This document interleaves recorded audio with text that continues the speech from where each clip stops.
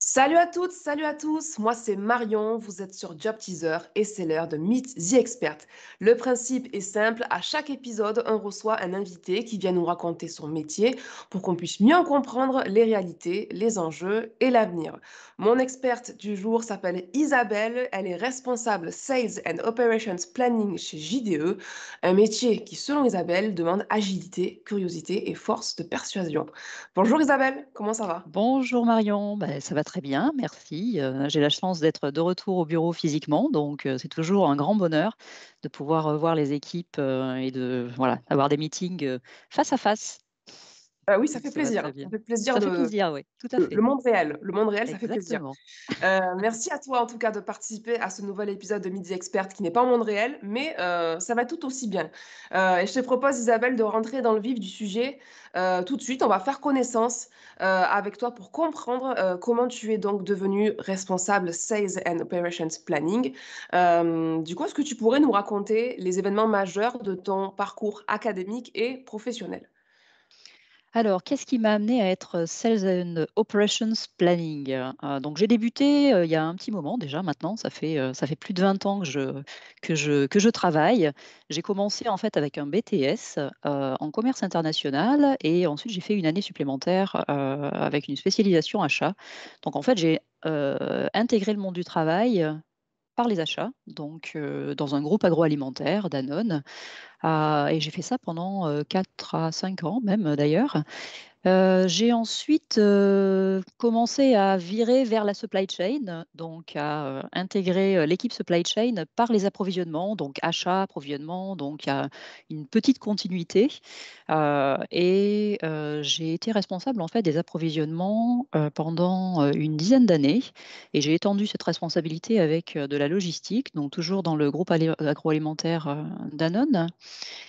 Et puis au bout d'une quinzaine d'années d'expérience professionnelle, en fait, j'ai décidé de reprendre des études, donc de reprendre une formation, donc de faire une spécialisation en supply chain avec un master, donc un master 2 à l'université Dauphine, donc en formation continue, donc très intéressant. Ça permet effectivement de rendre aussi concret certains éléments, enfin concrets, ou du moins d'avoir une partie théorique qui vient s'adosser à des éléments concrets, factuels que l'on expérimente dans la vie professionnelle. Et donc, à l'issue de ce Master 2 Supply Chain, en formation continue, donc j'ai décidé de changer, de prolonger en fait mon expérience professionnelle Supply Chain par le demand planning et donc le SNOP, donc le Sales and Operation Planning. Et j'ai rejoint en fait l'entreprise JDE il y a un peu plus de 5 ans maintenant sur un poste, ce poste-ci, donc de Sales and Operations Planning. Ouais, Donc voilà ouais. pour mon... Pardon, je t'ai coupé dans ton élan, Ouais, Isabelle. Non? non, non, c'était juste voilà, pour vous décrire, en fait, pour te décrire mon parcours Ouais. d'intégration dans le monde de la supply chain et dans ce métier plus particulièrement. Ce qui est intéressant, effectivement, c'est que tu n'as pas fait une formation de supply chain au départ. Non, Voilà. effectivement. Tu l'as dit, tu es rentré par le biais des achats, c'est Oui, ça? c'est Et ça, puis exactement. ensuite, tu as quand même ressenti le besoin de faire cette formation, donc là, cette fois spécialisée en supply chain, pendant ta carrière, donc ce qui est pas évident, on le sait, quand on travaille, de faire une formation Oui. continue. Parce que là, tu disais que c'était nécessaire pour pouvoir atteindre certains postes, et en l'occurrence, celui que tu as aujourd'hui, par exemple, c'est ça? Exactement. Et puis, bon, je dirais que cette formation, ce master en supply chain est nécessaire aussi pour avoir vraiment une vision transversale de la supply Mm. chain. En fait, la supply chain comporte des métiers très variés, donc qui vont de la logistique, qui peut être de la logistique physique, alors des approvisionnements que j'ai expérimentés, mais qui peuvent être des approvisionnements nationaux ou internationaux. Il y a les prévisions des ventes qui peuvent être associées à des métiers un peu analytiques, techniques. Mm. Il y a du service client, donc qui ont une approche un peu plus dans la négociation, dans de la persuasion, dans de la rondeur en termes d'approche. Donc, je dirais, cette formation-là m'a apporté aussi cette dimension complète, transverse, et avec aussi, je dirais, toutes les techniques, parce que bon, c'est quand même des métiers qui reposent sur une certaine technique et une compétence. Donc, ça m'a permis d'acquérir effectivement toutes ces compétences-là et de pouvoir me projeter après sur je dirais, un métier qui permet justement d'avoir cette vision transverse supply chain de end-to-end. Donc, on parle souvent de end-to-end supply chain. Donc, du début de la chaîne qui va de la production, l'approvisionnement, jusqu'à la livraison au client. Donc, d'avoir cette vision transverse complète. On va revenir justement sur un détail sur tout ce que tu fais, Isabelle. Juste avant, pour terminer sur cette partie un peu académique, est-ce qu'il y a un parcours justement, toi, académique en particulier, que tu recommanderais pour arriver à ton poste? Je dirais, il n'y a pas un parcours type, donc c'est relativement ouvert. L'important, c'est effectivement d'avoir pu appréhender ce en quoi concerne, enfin, ce en quoi consiste la supply chain. Donc, bon, très souvent, une spécialisation en supply chain permet d'avoir une meilleure compréhension de la supply chain. Donc, bon, je vois dans les personnes qui intègrent l'équipe Demand Planning, SNOP, très souvent, ce sont des personnes qui ont fait une école de commerce avec une spécialisation en supply chain ou une université avec une spécialisation en supply chain.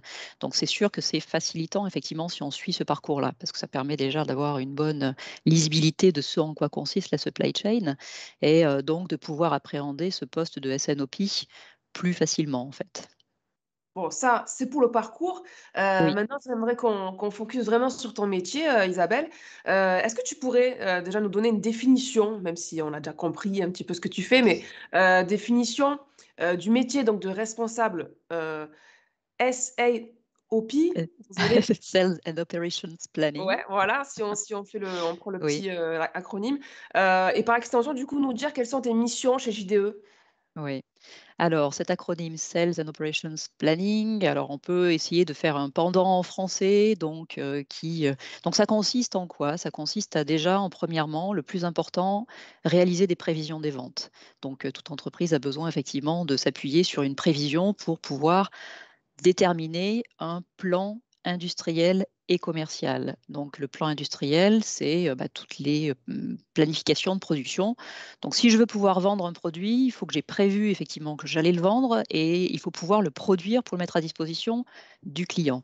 Donc, je dirais toute la démarche du SNOP repose là-dessus. C'est prévoir les volumes de vente de façon à pouvoir réaliser la production qui répond à cette prévision des ventes et s'assurer du plan capacitaire de production. Parce que, en fonction des volumes à réaliser, peut-être que industriellement parlant, je n'ai pas la totalité de mon outil industriel de production qui est suffisant. Donc peut-être que j'ai besoin effectivement d'investir.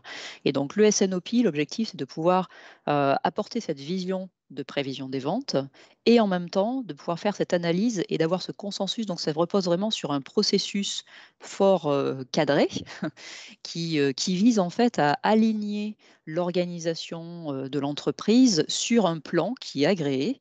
Donc on arrive vraiment à un consensus, donc un plan agréé de volume et qui prend en compte à la fois les capacités industrielles de production, mais également les objectifs de vente et les objectifs financiers.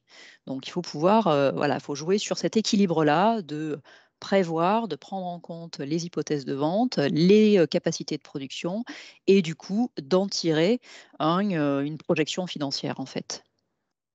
Et je suppose du coup que ça, tu parles de consensus, il y a plusieurs intervenants, les intervenants sont nombreux, Oui, je suppose, aussi dans cette prévision des ventes. Tu n'es pas toute seule à oui. décider, quoi, en fait. Non, non, en fait, alors ce qu'on appelle le demand planner ou le prévisionniste en Ouais. français, je dirais en fait, voilà, il engrange les informations, donc il y a une capacité d'analyse relativement importante tout de même, et on est en interaction avec énormément de services de l'entreprise. Donc, on s'alimente d'informations des équipes commerciales parce que, bien évidemment, on vend à des clients, donc toute information du client est importante.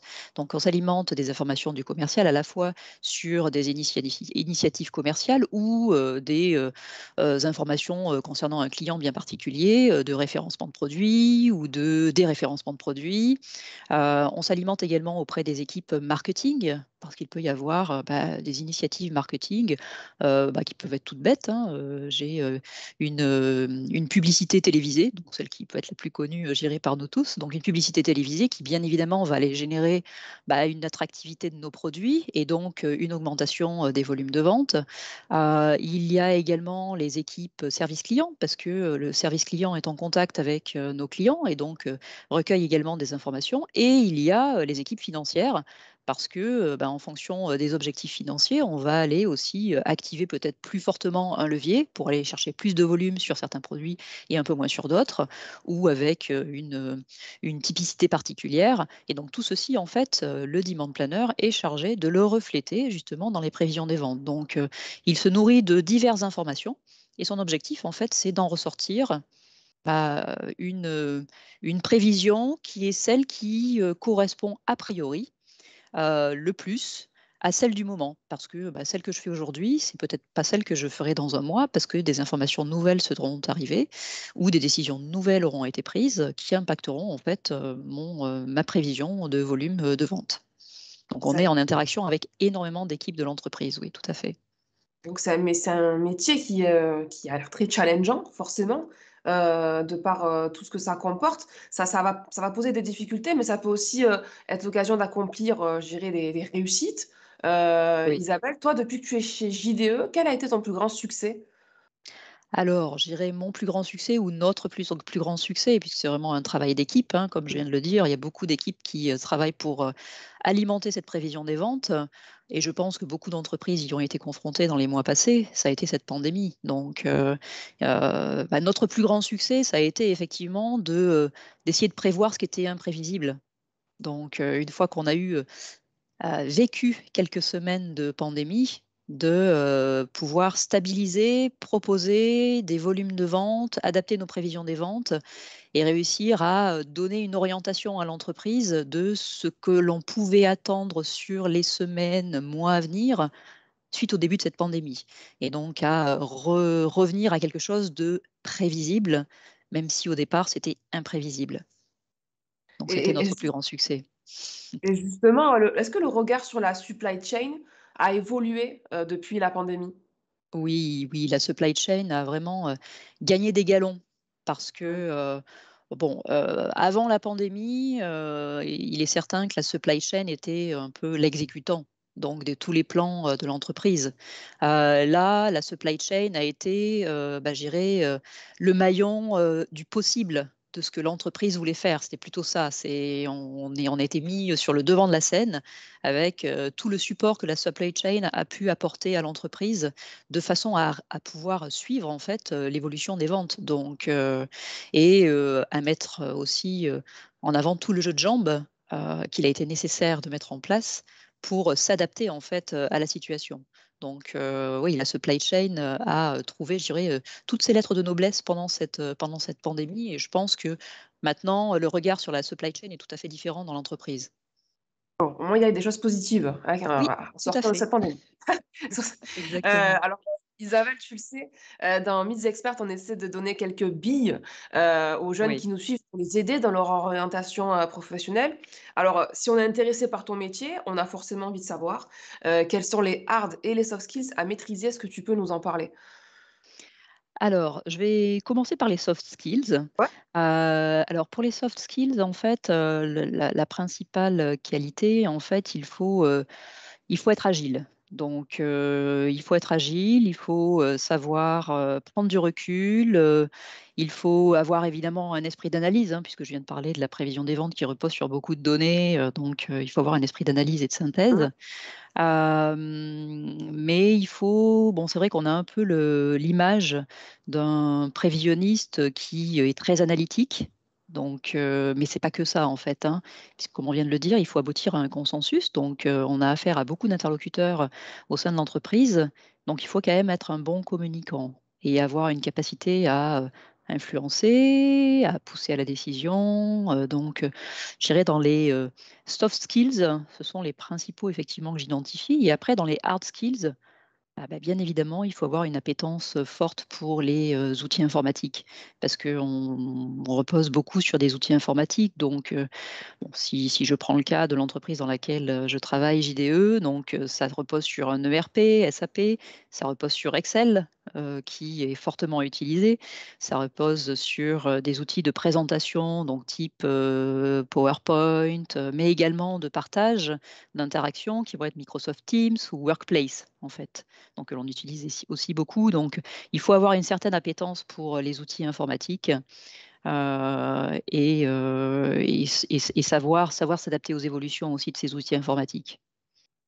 OK, très bien. Alors pareil, si on veut un petit peu si on veut se lancer dans une carrière pro, dans la supply chain, ce qui est intéressant aussi de savoir, et de connaître surtout, les possibilités d'évolution. Oui. Isabelle, vers quel type de métier il est possible de s'orienter, pardon, après le tien, que ça soit en termes d'évolution, horizontale ou verticale? Alors je dirais si je me projette, c'est très ouvert. Comme je disais, la supply chain Mmh. est très variée en termes de métiers. Donc tout dépend, je dirais de par quel métier vous allez commencer à aborder la supply chain, hein. Ça peut être par différentes entrées. Donc ça peut être soit une évolution qui va être, vers un métier de, planification de production, ou, un métier, qui va être plus tourné vers le client ou vers la logistique. Donc, ou responsable d'entrepôt, logistique avec un management fort, d'équipe, dimension un petit peu plus, managériale et technique, logistique, soit vers, du service client et vers, de l'optimisation, relationnelle client, avec, des optimisations supply chain, en gagnant-gagnant avec nos clients. Ou sinon, ça peut être, bah, je dirais le step d'après, c'est, directeur supply chain en fait d'une organisation. Donc il y a cette possibilité-là également.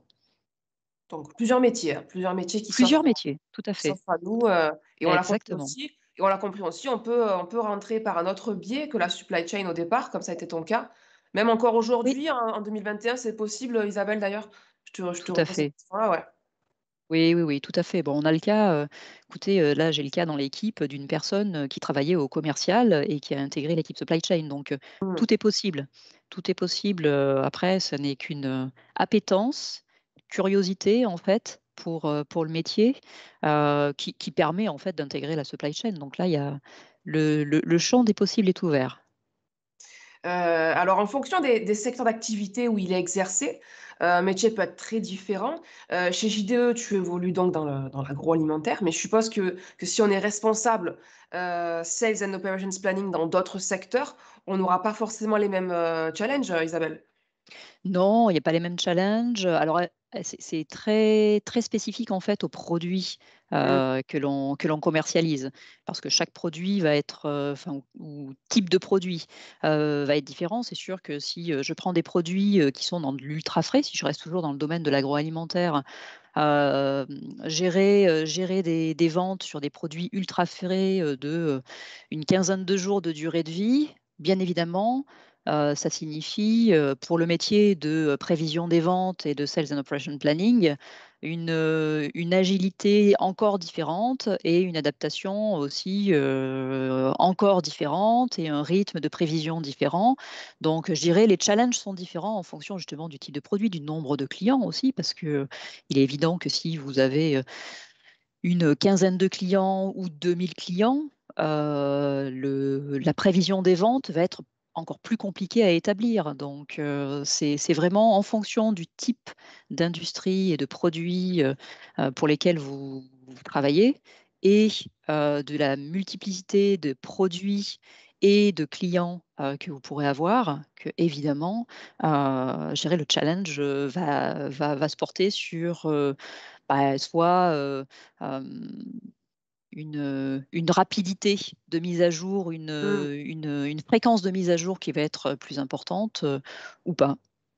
Mais c'est ce qui rend du coup le métier, plutôt varié parce que selon l'entreprise dans laquelle on est, effectivement, on peut avoir des missions qui sont complètement différentes et des challenges qui sont aussi, bah, voilà, différents. Donc c'est ce qui rend aussi Exactement, ce métier intéressant. tout à fait. Isabelle, on reçoit régulièrement, nous, dans Midi Expert, à des personnes qui exercent un métier directement lié au digital. Oui. Ce sont des postes qui requièrent forcément une formation continue obligatoire. Tu as déjà un peu répondu à la question tout à l'heure, mais est-ce que tu peux nous dire ce qu'il en est des métiers de la supply chain? Est-ce qu'il faut se former en continu tout au long de sa carrière? Alors, on l'a vu, hein, là, Ouais, les 2 années passées ont bouleversé, en fait, le digital. Enfin bouleversé. On fait en sorte que, le digital est arrivé sur le devant de la scène. Donc on se doit, effectivement de rentrer dans cette digitalisation et la supply chain a fait un bond, énorme en avant. Donc, si je prends le cas de JDE, on a des plateformes de vente en ligne, donc l'or.com et tassimo.com. Et bien évidemment, la supply chain doit suivre, je dirais, cette explosion du digital. Donc, l'acte d'achat du consommateur, il a changé depuis ces 2 années. Donc, autant il y a 2 ans en arrière, acheter sur Internet, bon, faisait partie un peu des habitudes, mais en fait, on a été contraint sur les 2 années passées, en fait, d'acheter sur Internet. Donc, ça veut dire que le digital, l'acte digital d'achat, a été, alors j'ai pas les chiffres en tête, mais multiplié ouais, par 4, 5, donc il y a ça a été exponentiel. Donc, ce qui veut dire aussi que au sein des entreprises, ce business-là a pris une part importante du chiffre d'affaires et donc le besoin aussi d'avoir de la visibilité sur ce business, d'accompagner aussi les consommateurs dans leur acte d'achat via des plateformes digitales, bah, s'est fait ressentir. Donc, et la supply chain a dû s'adapter, donc mettre en place bah, des entrepôts qui soient spécialisés et qui permettent d'aller faire du picking, préparation de commandes pour les consommateurs, mais également d'avoir des plateformes de vente en ligne qui donnent une expérience d'achat aux consommateurs qui soit la plus attractive possible. En fait, l'objectif, c'est que les consommateurs puissent retrouver à travers, je dirais, leur ordinateur et la plateforme d'achat ce qu'ils trouveraient en allant faire leurs courses ou leurs achats dans les magasins. Et donc, pour la supply chain, il y a deux aspects dans la digitalisation. ouais. C'est gagner en exécution, donc et en rapidité d'exécution, puisque lorsqu'un consommateur clique pour passer sa commande, bah, il va être livré bah, le lendemain. Donc, il faut que la supply chain s'adapte. Et il faut également avoir des outils qui permettent justement à la supply chain de digitaliser l'information. Donc, et c'est là où il y a les deux dimensions du digital, à la fois dans l'exécution de la rapidité à laquelle le digital se développe en termes de vente de produits et la digitalisation des informations sur lesquelles on s'appuie pour notre supply chain. Alors, tu as un peu du coup anticipé, mais c'est très bien sur la question que je voulais te poser juste après, mais comme quoi cette interview est plutôt bien faite.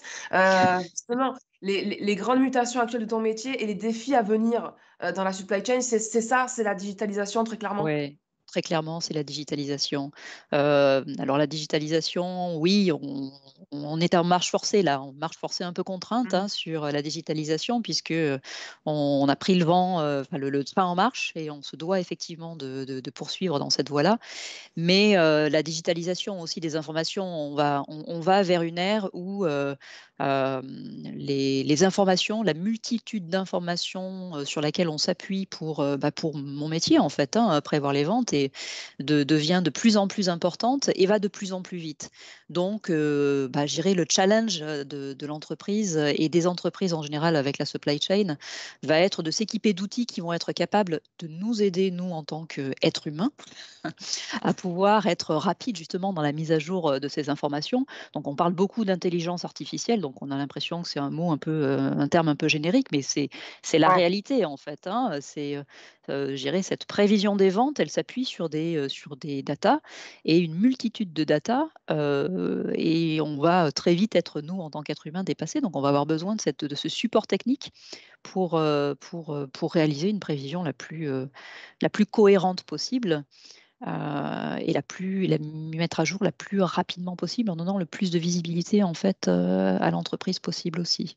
Donc il faut, c'est là où ça rejoint un peu ce que je disais tout à l'heure, l'importance de, de la formation et de se mettre à niveau en termes de formation de manière fréquente parce que ces outils-là, ils évoluent très vite et donc il faut être curieux, il faut s'intéresser et puis il faut se former, tout au long de son parcours professionnel. Les opportunités sont là en fait, donc il faut s'adapter. On l'a compris, un métier d'avenir avec Oui. de beaux enjeux et des défis dans les années, qui viennent. Isabelle, un petit conseil, allez, pour, celles et ceux qui aimeraient se lancer dans les métiers de la supply chain, qu'est-ce que tu as envie de leur dire? Bah, j'ai envie de leur dire, oser. Donc oser effectivement, venir en supply chain parce que vous voyez, donc c'est un secteur, un domaine de l'entreprise, qui est très varié, dans lequel il y a une contribution forte. Donc on a une vraie emprise en fait sur le business. Il faut voilà, il faut aimer le challenge, mais bon, je dirais, ça fait partie aussi, de l'intérêt, d'une mission professionnelle, hein. Généralement, on n'intègre pas une mission professionnelle, pour être un peu plan-plan, donc bien au contraire. Donc en supply chain, voilà, je dirais, il y a l'adrénaline du jeu de jambes, de l'adaptabilité, de l'agilité, de, du sens du contact et en même temps de ces interactions fortes. Là, bon, je vois sur le métier de demand planner, enfin, de prévisionniste, avec énormément de personnes de l'entreprise, donc c'est très riche, donc très très riche. Bon, eh ben super, mais merci beaucoup, Isabelle. Avant de te libérer, je pense que ça peut intéresser quand même, celles et ceux qui nous ont suivis jusqu'au bout, bah, de savoir si vous recrutez en ce moment chez JDE.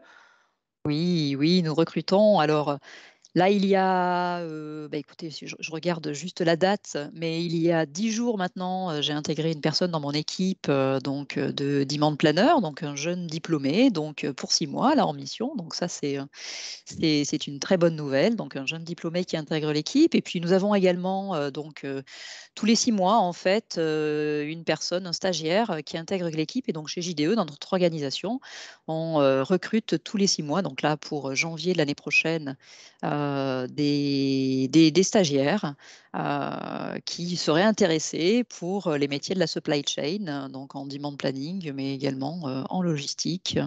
Donc rejoignez-nous Très bien, et eh on ben, vous fera découvrir la supply chain. n'hésitez pas à aller faire un tour sur la page JDE, hein, de Job Oui, Teaser tout pour à avoir, fait. toutes les infos. Eh ben, merci beaucoup encore une fois, Isabelle, Merci Marion. pour ton partage d'expérience. Merci d'avoir joué le jeu de Midi Expert. J'espère que ça s'est bien passé pour toi. Très, très bien, c'était un plaisir. Bon, eh ben, plaisir partagé. J'espère qu'on aura réussi à, bah, à éclairer, le chemin des jeunes talents qui nous ont, suivis aujourd'hui.